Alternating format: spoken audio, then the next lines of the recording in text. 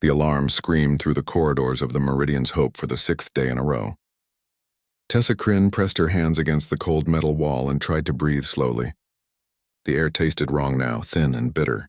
Every breath felt like it gave less oxygen than the one before. Around her, families huddled together in the dim emergency lighting. Children whimpered against their parents. No one spoke much anymore. What was there to say? They all knew the truth.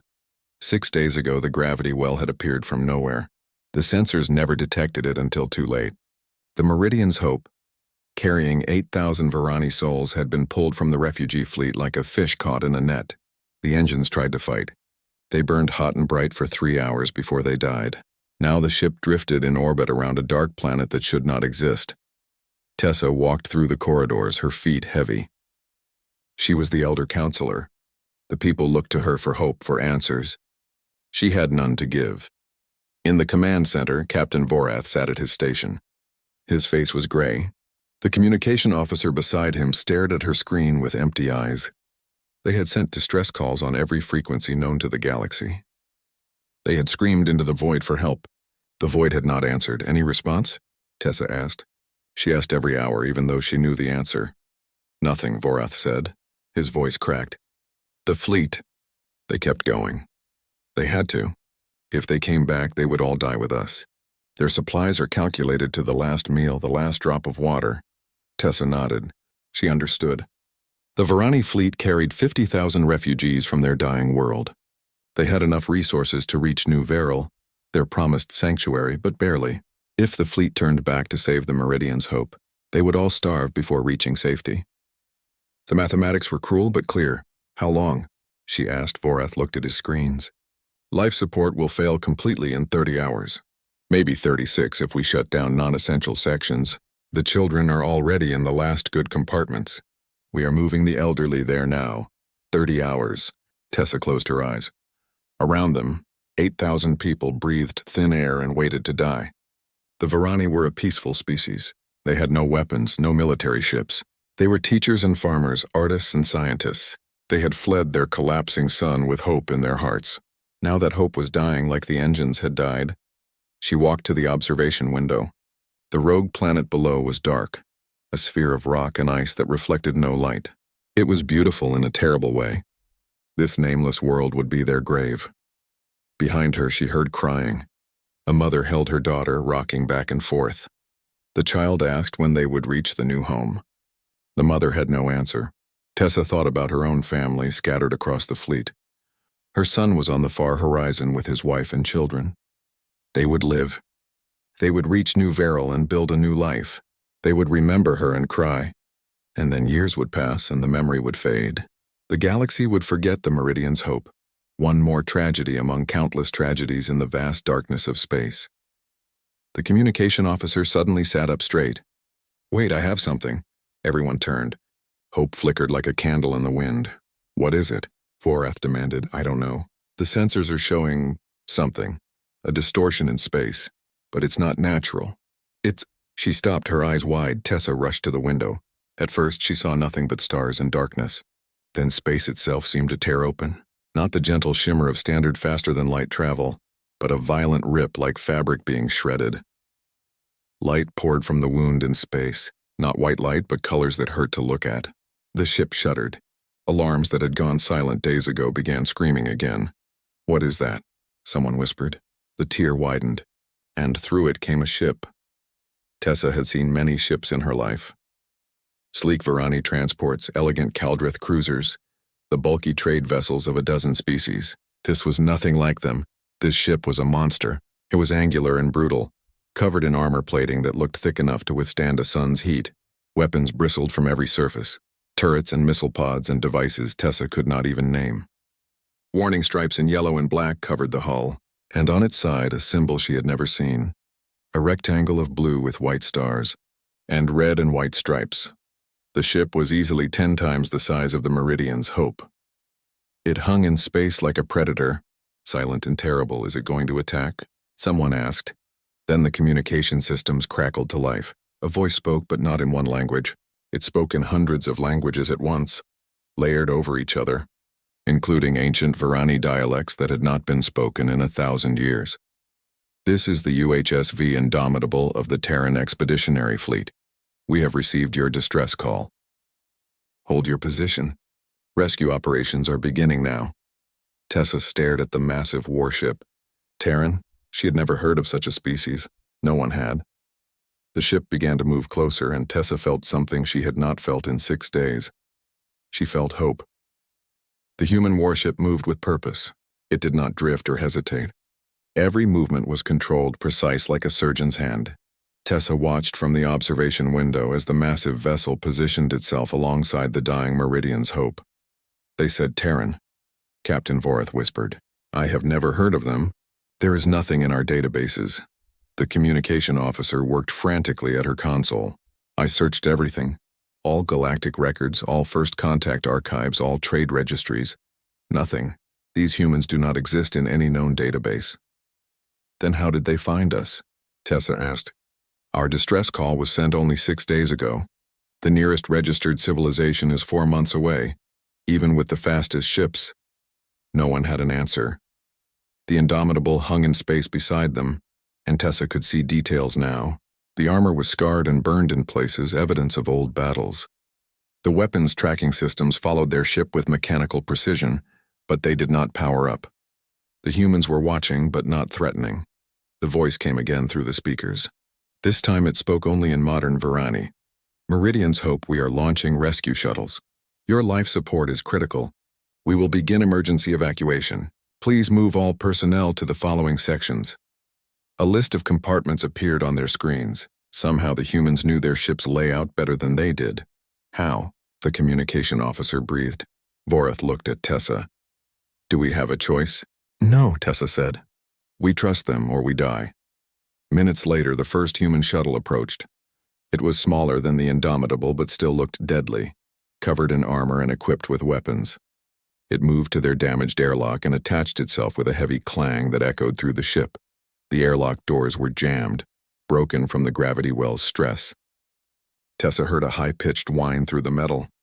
Then sparks flew as something began cutting through from the outside.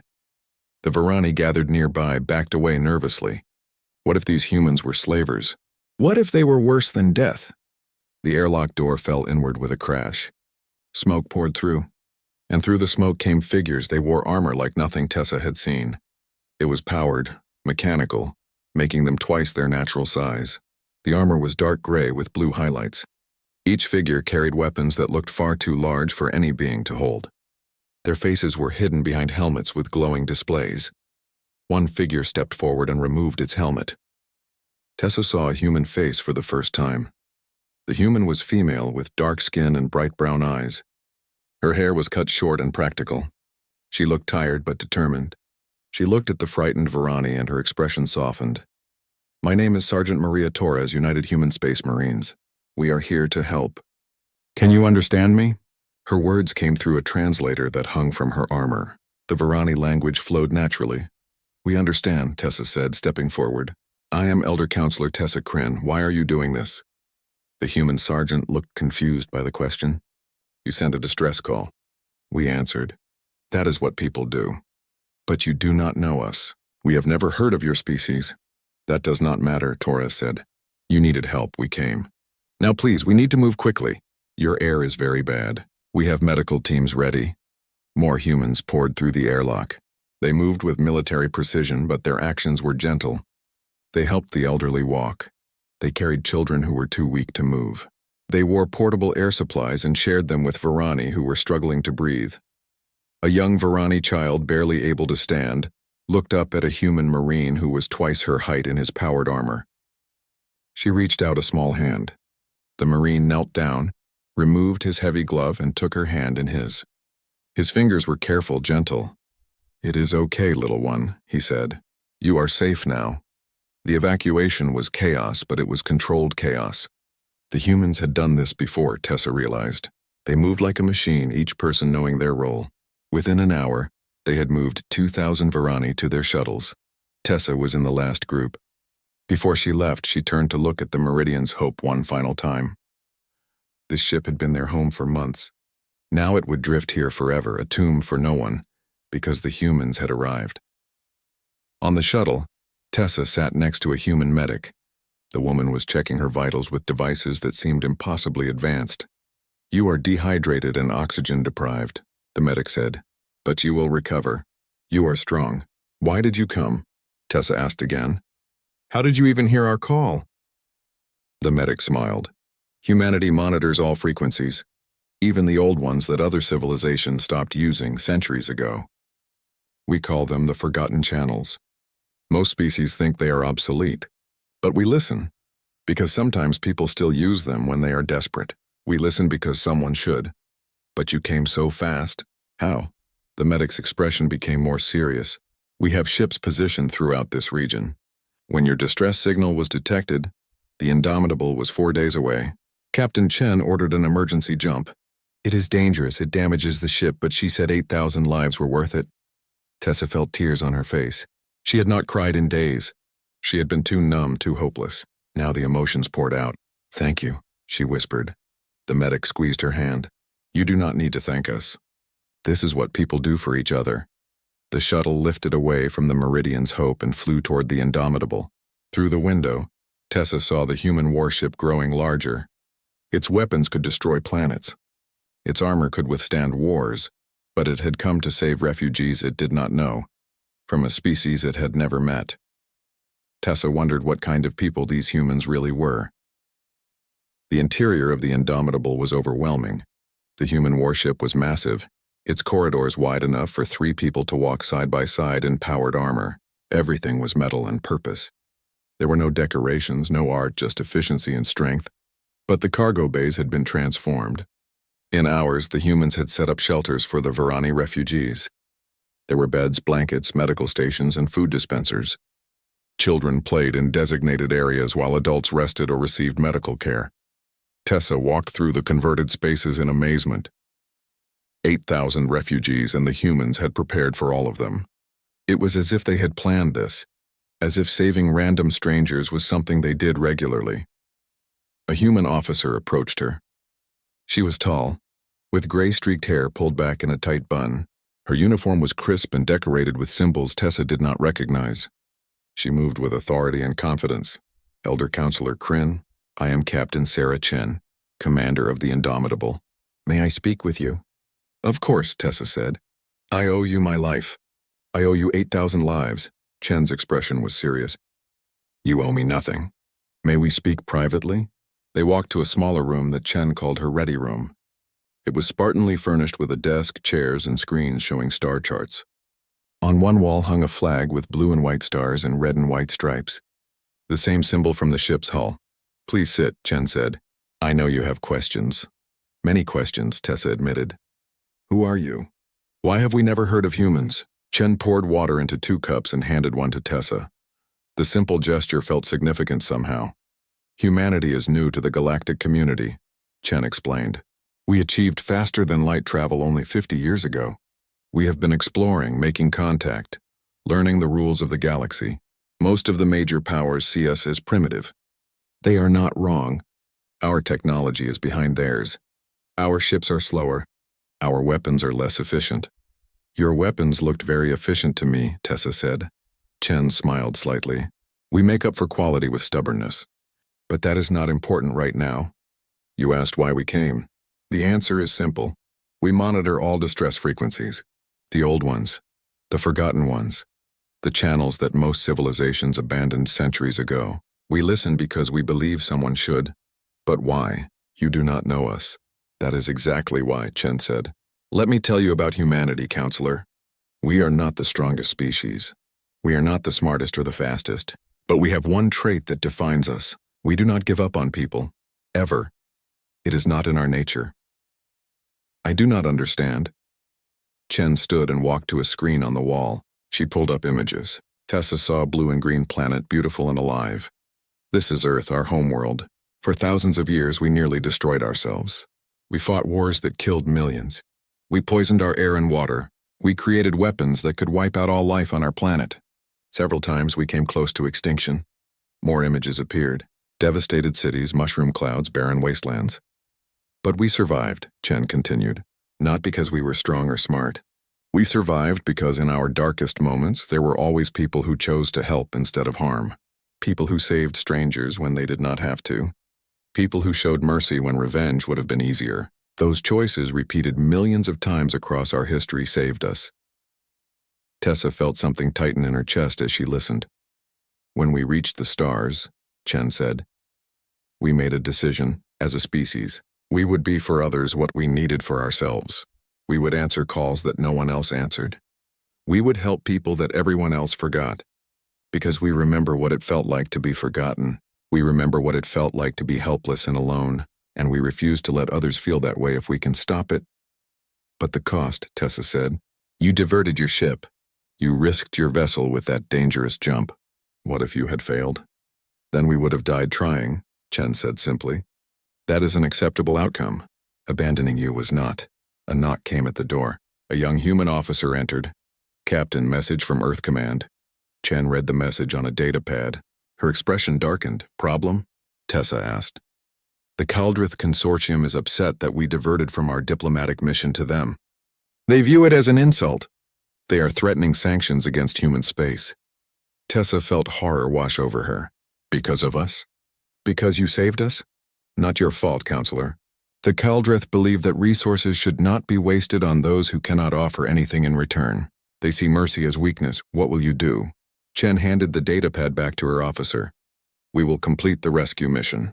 We will escort you to your fleet or to New Veril, whichever you prefer. We will make sure you are safe. Then we will deal with the Kaldrith.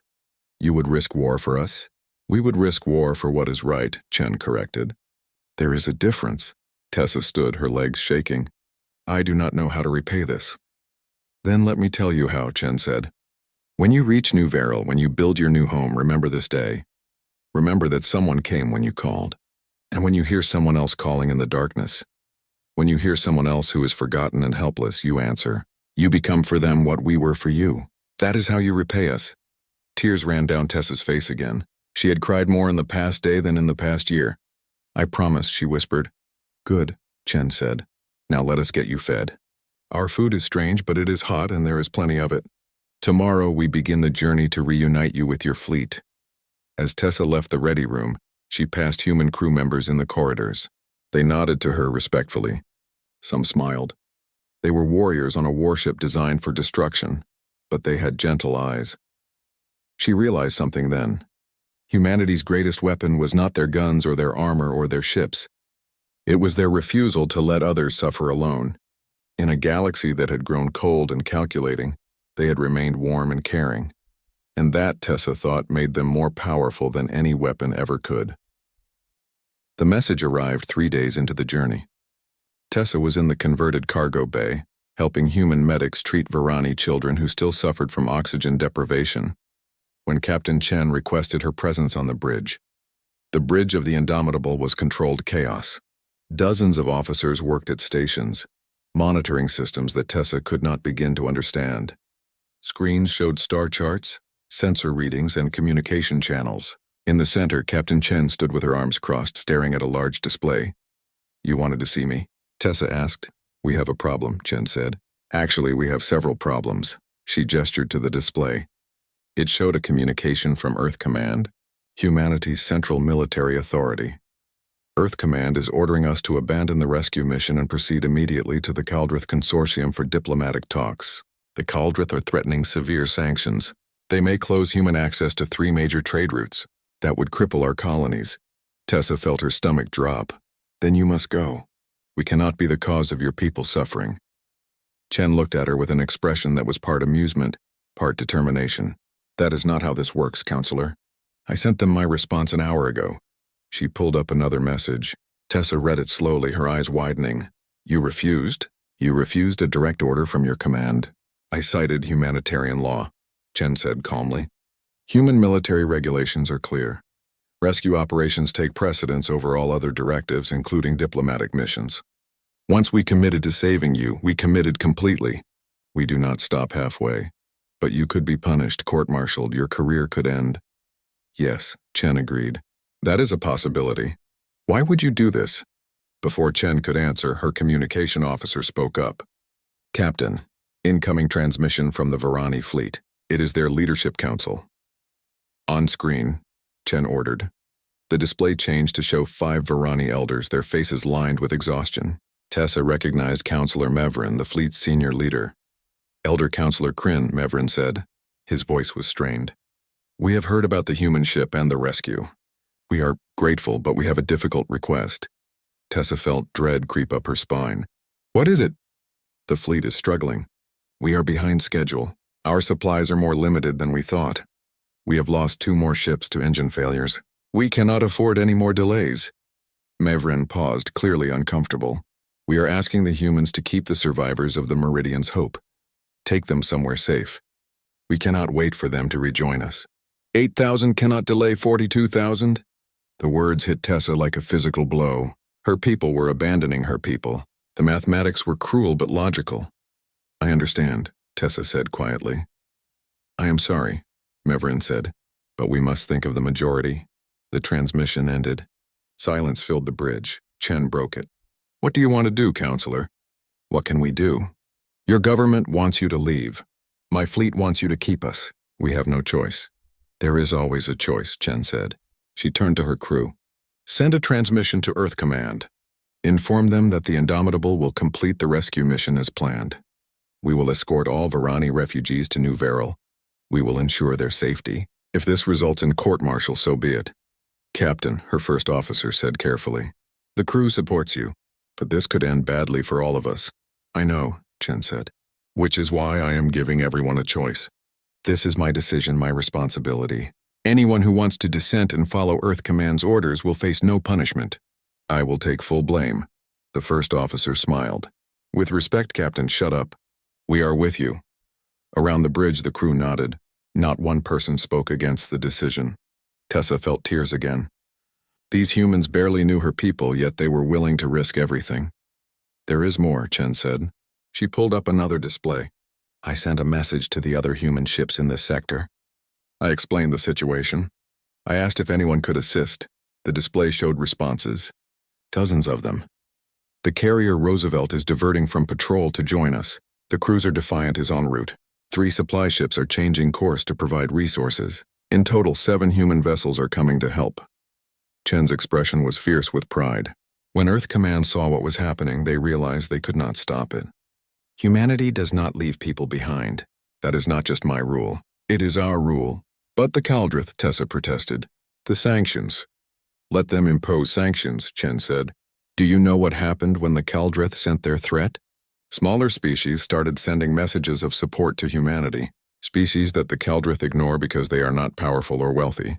They said they remembered when they called for help and no one came. They said humanity was showing the galaxy what civilization really means. Tessa looked at the star charts on the screens. The Varani fleet was 3 weeks from New Veril. The human ships were converging from different directions, all to protect refugees they had never met. I do not understand your species, Tessa said. You are warriors. Your ships are weapons. Your armor is designed to destroy, yet you are the most gentle people I have ever met. We are gentle because we are warriors, Chen said. We know the cost of violence. We know what it feels like to lose everything. So we fight to make sure others do not have to feel that pain. That is what makes us human. Not our weapons or our technology. Our compassion. A young officer approached with another message. Captain, Earth Command has sent new orders. Everyone tensed. Was this the court-martial order? Chen read the message. Then she smiled, broad and genuine. Earth Command has deployed the 5th Fleet. They are calling it a humanitarian escort mission. 20 warships, including 2 carriers, are en route to New Veril. They will arrive before we do. She looked at Tessa. It seems humanity has made its choice. We stand with you, consequences be damned. Tessa sat down heavily in a nearby chair. 20 warships. For us, for you, Chen confirmed. And for the principal. The galaxy needs to learn that some things matter more than trade routes or diplomatic convenience. People matter.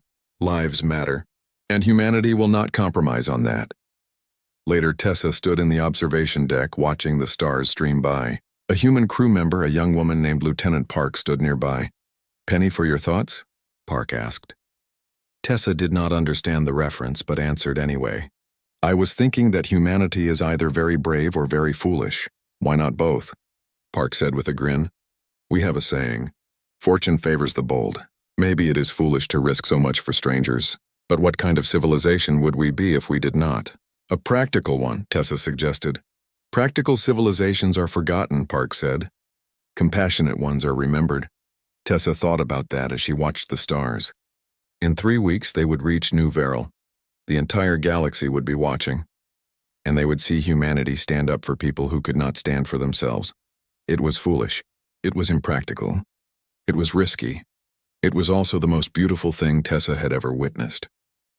The New Veril system appeared on the sensors like a promise finally kept. The planet was beautiful, a world of blue oceans and green continents, wrapped in white clouds. It looked like Earth, Tessa thought, though she had only seen Earth in human photographs. But they were not alone in orbit. Contact, the sensor officer announced. Multiple ships, Kaldrith signatures, 12 warships, heavy cruiser class. The bridge of the Indomitable went quiet. Tessa, who had been allowed to observe from a corner station, felt her heart sink. After everything, would it end in violence? Captain Chen studied the tactical display. The Kaldrith ships were arranged in a blockade formation around New Veril. Behind them, the planet waited, unreachable. Hail them, Chen ordered. The Kaldrith commander appeared on screen. He was tall and thin, with pale blue skin and 4 arms. His expression was cold, arrogant. The Kaldrith were one of the galaxy's major powers, wealthy and influential. They were not used to being challenged. Human vessel, the commander said.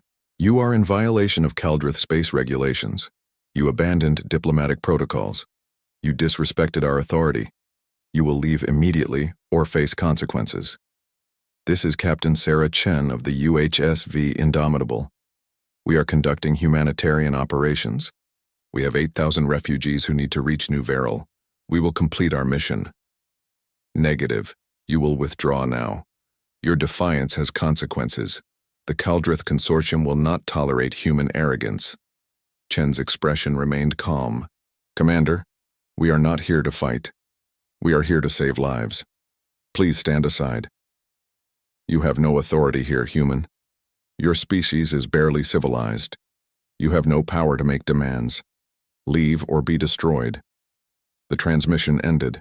The Kaldrith ships powered up their weapons.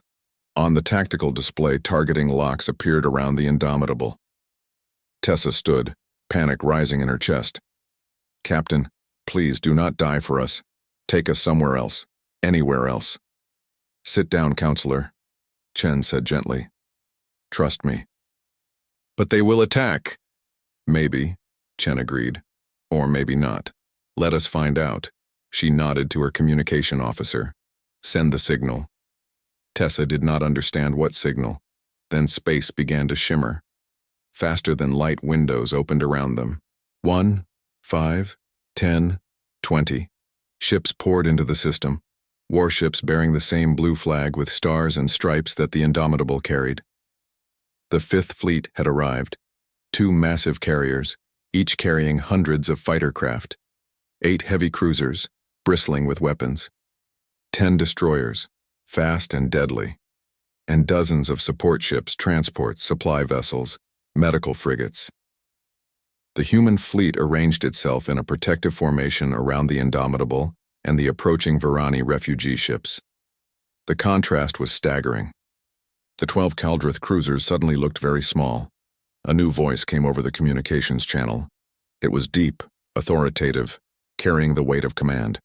This is Admiral Marcus Wright of the United Human Space Force, 5th Fleet. All vessels are operating under humanitarian protection protocols. Any interference with refugee operations will be considered an act of war against humanity. I strongly advise all parties to stand down. The Kaldrith commander appeared on screen again. His arrogance had cracked, replaced by uncertainty. Admiral, you risk a galactic incident. The consortium will not forget this aggression. This is not aggression, Wright replied. This is compassion. There is a difference. Now you have a choice. You can let these refugees reach their new home in peace, or you can start a war over people who just want to live. Which will history remember more kindly? Tessa held her breath. The Kaldrith ships remained in position, weapons charged. The human fleet waited, patient but ready. Then something unexpected happened. New contacts appeared on the sensors, small ships, dozens of them, arriving from different directions. They were not military vessels. They were civilian craft, transports, traders, even a few colony ships. Incoming transmission, the communication officer announced. Multiple channels. Different species. Captain Chen gestured for them to be played. A Varani voice came first, from one of the ships in the refugee fleet. This is Captain Vorath of the Meridian's Hope Fleet. We stand with the humans. They came when no one else would. We will not let them stand alone. More voices followed. A Drell merchant captain, a Taurian explorer, a Nexian teacher, small species, forgotten species, people who knew what it felt like to call for help and hear nothing back. The humans answered our distress call 3 years ago when pirates attacked our colony. Humanity shared their medical technology with us during the plague. They asked for nothing in return. Human ships protected our refugee convoy from raiders. They lost 2 vessels doing it. They never complained. Dozens of testimonials, dozens of stories. The galaxy had been watching, Tessa realized, and the small voices, the ones usually ignored, were speaking up. The Kaldrith commander's face twisted with anger and frustration. He was powerful, but he was outnumbered now, not in weapons, but in moral authority. This is not over, he hissed. Then his ships powered down their weapons and moved aside. The path to New Veril was clear. Tessa felt her legs give out. She sat down hard, tears streaming down her face. Around her, the human crew was cheering quietly, professionally. They had won without firing a single shot. Captain Chen walked over to her. Told you to trust me. I will never doubt humans again, Tessa said. 3 hours later, Tessa stood on the surface of New Veril. The air was sweet and clean. The sun was warm. Around her, Varani refugees were laughing, crying, embracing. They had made it. Against all odds, they had survived. The human fleet remained in orbit, a protective presence. Captain Chen had come down with a small group to ensure the settlement process started smoothly. Tessa found her walking near the designated settlement area, watching construction drones set up initial shelters. Captain, may I ask you something? Of course, Counselor. Why did you really do this? Please tell me the truth. Chen was quiet, for a long moment looking up at the sky where her fleet waited. When I was young, she finally said, my colony was attacked by raiders. We sent distress calls on every channel. We screamed for help. No one came. We were not important enough, not wealthy enough, not powerful enough to matter. Half our population died before we drove the raiders off ourselves. She looked at Tessa, and her eyes were old beyond her years. I remember huddling in a shelter with my mother, listening to the ships above us, knowing no one cared if we lived or died. I promised myself that if I ever had the power, I would make sure no one else felt that way. So when your distress call came through, there was never any question. We would come. We would risk everything, because someone should have come for us, but they did not. We could not change our past, but we could change your future. Tessa took Chen's hand. You did. You changed everything. Good, Chen said simply. That is what people do for each other. That is what civilization means. As the sun set on New Veril, painting the sky in colors of orange and purple, Tessa watched the human ships in orbit. They looked like guardian angels, weapons of war turned into shields of peace. The galaxy had learned something that day. Humanity was not the strongest species. They were not the smartest or the wealthiest. But they were something more important. They were the ones who answered when others called. They were the ones who came when everyone else had forgotten. In the years to come, the forgotten incident would be taught in schools across 100 worlds. It would become the foundation of the Humanitarian Coalition, a network of species dedicated to helping others in need. And at the center of that coalition, humanity would stand, not as conquerors or rulers, but as friends. Because that day, humanity proved something fundamental about civilization. Power is not measured in weapons or wealth. It is measured in compassion. It is measured in the willingness to risk everything for those who have nothing. And by that measure, humanity had shown they were the most powerful species in the galaxy. Tessa watched the stars appear as night fell. Somewhere up there, ships moved through the darkness listening to forgotten frequencies, monitoring distress calls that others ignored. Humanity was out there standing watch, and because of that, no one would ever have to die alone in the void again. They had proven one simple truth. In this vast, cold universe, someone was listening. Someone would always come. And that made all the difference.